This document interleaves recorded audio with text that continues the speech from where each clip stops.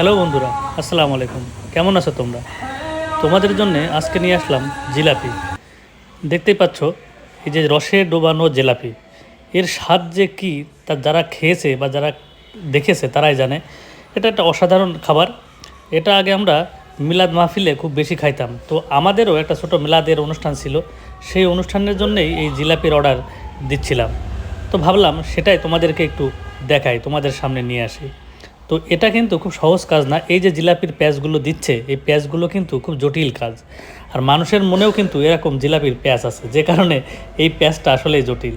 এই দেখো জিলাপিগুলো সুন্দর করে ভাজতেছে। একটু কড়া কড়া হয়ে গেলেই তখন এই জিলাপিগুলো তুলে রসে ডোবানো হয়। এই দেখো ব্রাউন কালার কিন্তু চলে এসেছে বন্ধুরা।